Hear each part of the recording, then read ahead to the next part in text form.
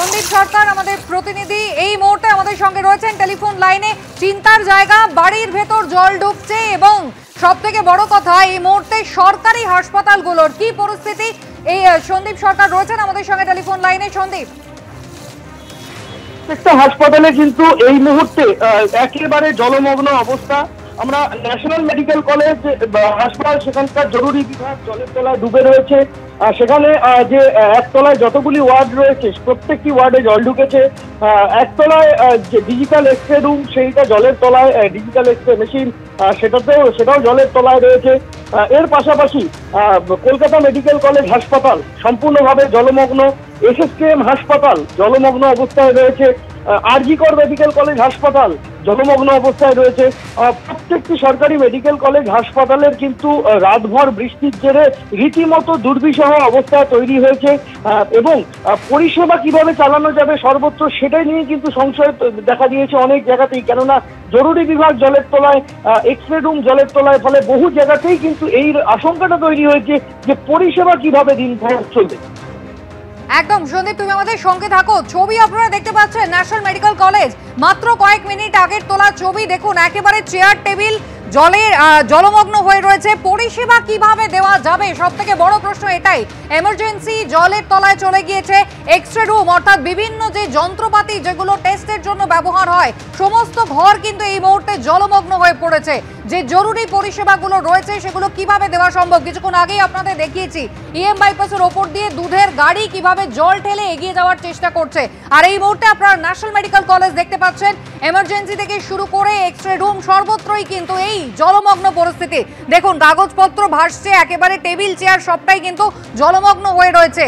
চিন্তার জায়গা এটাই, বৃষ্টি আরো বাড়বে কিন্তু এই জল কিভাবে নামবে, কিভাবে কলকাতা পুরসভা এই জল নামাতে পারবে। একদিকে শহরে পথে বেরোলে বিপদ, আর অন্যদিকে হাসপাতাল থেকে শুরু করে অন্যান্য যে জরুরি পরিষেবাগুলো রয়েছে সেগুলো কিন্তু ব্যাহত হওয়ার আশঙ্কা রয়েছে।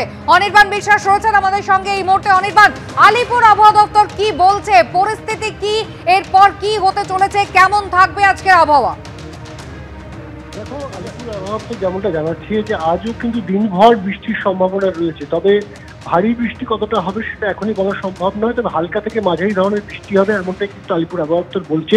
এবং শুধু কলকাতা নয়, কলকাতা ছাড়াও কিন্তু গাঙ্গেয় পশ্চিমবঙ্গের একাধিক জেলায় সেখানে কিন্তু বৃষ্টির সম্ভাবনা রয়েছে। তবে এখনো পর্যন্ত শহরের যা পরিস্থিতি তাতে কিন্তু প্রায় বলা যেতে পারে শহরের 90% এলাকাতেই কিন্তু প্রায় জল দাঁড়িয়ে রয়েছে।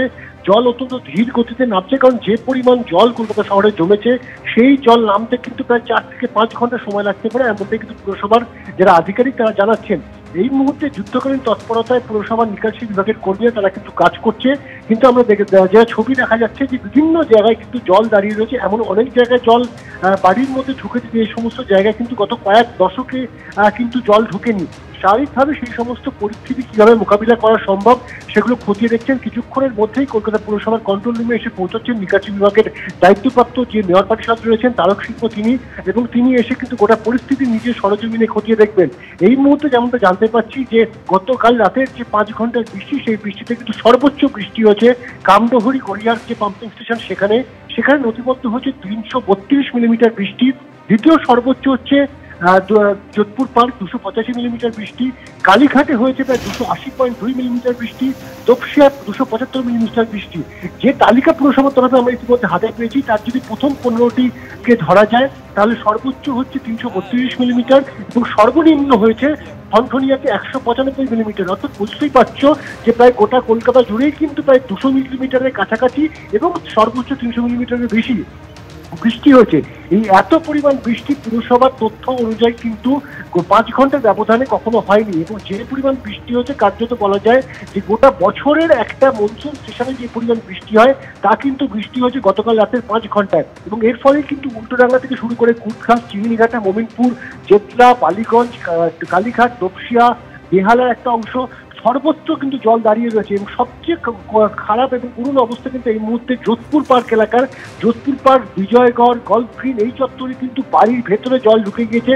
কোথাও কোথাও কিন্তু একতলার বেশ কিছু অংশ কিন্তু জলের তলায় চলে গেছে। স্বাভাবিকভাবে এই পরিস্থিতি মোকাবিলা করার জন্য তো পুরসভার তরফে তৎপরতা নেওয়া হচ্ছে। বিভিন্ন জায়গায় যে পোর্টেবল পাম্প, সেই পাম্প তারা ব্যবহার করছেন এবং পুরসভার তরফে একটি বার্তা দেওয়া হয়েছে, যেটি কিন্তু আরো একটু চিন্তা বাড়াচ্ছে শহরবাসীর জন্য।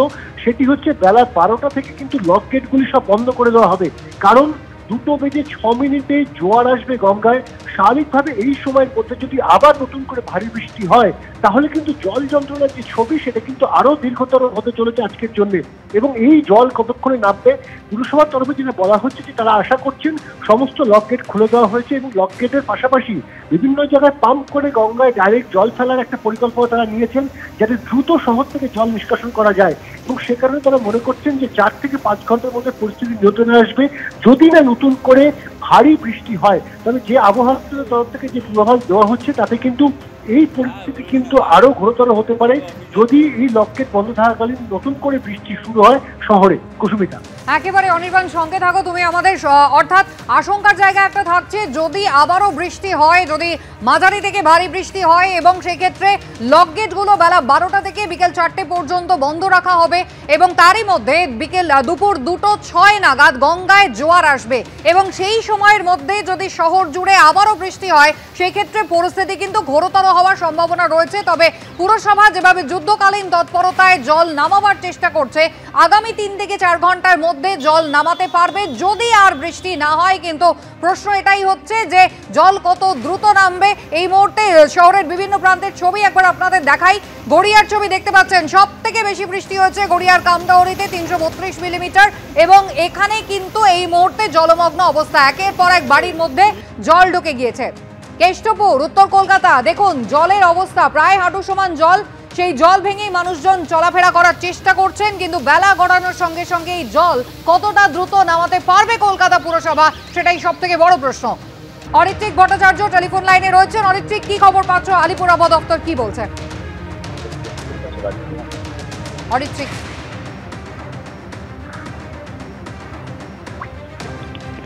শোনা যাচ্ছে অরিত্রিক? হ্যাঁ দেখো, এই মুহূর্তে যেটা আলিপুর আবহাওয়া দপ্তরের সূত্রে বলা হচ্ছে যে গতকালকেই নিম্নচাপ তৈরি হয়েছিল, যেটা এই মুহূর্তে উত্তর পশ্চিম দিকে এগোচ্ছিল এবং উত্তর পশ্চিমে পৌঁছে সেটা অনেকটাই ইন্টেন্সিফাই করেছে এবং তার জেরেই কিন্তু এই বৃষ্টি হয়েছে। গতকাল বিকেল বেলায় কিন্তু এটা বলে দেওয়া হয়েছিল আলিপুর আবহাওয়া দপ্তরের তরফ থেকে যে সকালের মধ্যে ভারী থেকে অতি ভারী বৃষ্টি কলকাতা এবং সংলগ্ন অঞ্চলে হবে এবং সেই মতোই কিন্তু বৃষ্টি হয়েছে এবং উত্তর পূর্ব এবং উত্তর বঙ্গোপসাগর উত্তালও থাকবে, যেই জন্য মৎস্যজীবীদেরও সমুদ্রে যেতে নিষেধ করা হয়েছে। তার চেয়ে বড় কথা, এই নিম্নচাপের প্রভাব এখনো পর্যন্ত শেষ হয়নি, কিন্তু ইতিমধ্যেই বৃহস্পতিবার আরো একটি নিম্নচাপ যে হবে সেই সম্ভাবনার কথা কিন্তু বলে দেওয়া হয়েছে এবং আগামী মঙ্গলবার আরো একটি ঘূর্ণাবর্তের সম্ভাবনা রয়েছে।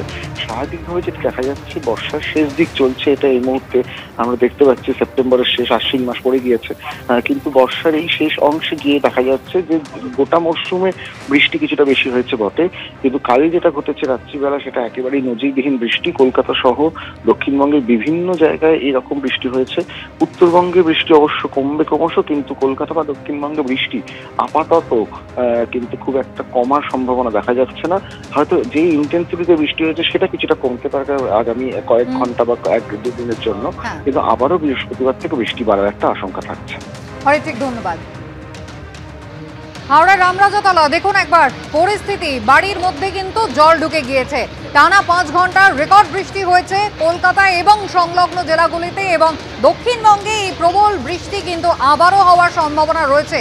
আজ দিনভর মাঝারি থেকে ভারী বৃষ্টির সম্ভাবনা রয়েছে, তবে আশঙ্কার মেঘ কিন্তু থেকেই যাচ্ছে, কারণ বঙ্গোপসাগরে নতুন করে বৃহস্পতিবার আবারও নিম্নচাপ তৈরি হবে, যা ঘনীভূত হবে এবং ষষ্ঠী থেকে দশমী পর্যন্ত দক্ষিণবঙ্গ আবারও থাকবে।